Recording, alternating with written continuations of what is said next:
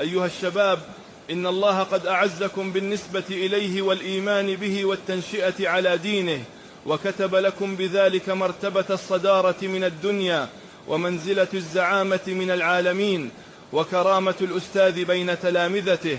كنتم خير أمة أخرجت للناس، تأمرون بالمعروف وتنهون عن المنكر وتؤمنون بالله.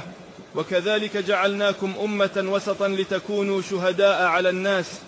فأول ما يدعوكم إليه أن تؤمنوا بأنفسكم، أن تعلموا منزلتكم، وأن تعتقدوا أنكم سادة الدنيا، وإن أراد لكم خصومكم الذل وأساتذة العالمين، وإن ظهر عليكم غيركم بظاهر من الحياة الدنيا، والعاقبة للمتقين. فجددوا أيها الشباب إيمانكم، وحددوا غاياتكم وأهدافكم، وأول القوة الإيمان، ونتيجة هذا الإيمان الوحدة، وعاقبة الوحدة النصر المؤزر المبين. فآمنوا وتآخوا واعلموا، وترقبوا بعد ذلك النصر، وبشر المؤمنين.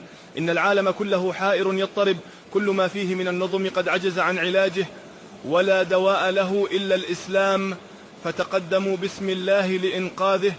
فالجميع في انتظار المنقذ، ولن يكون المنقذ إلا رسالة الإسلام التي تحملون مشعلها وتبشرون بها.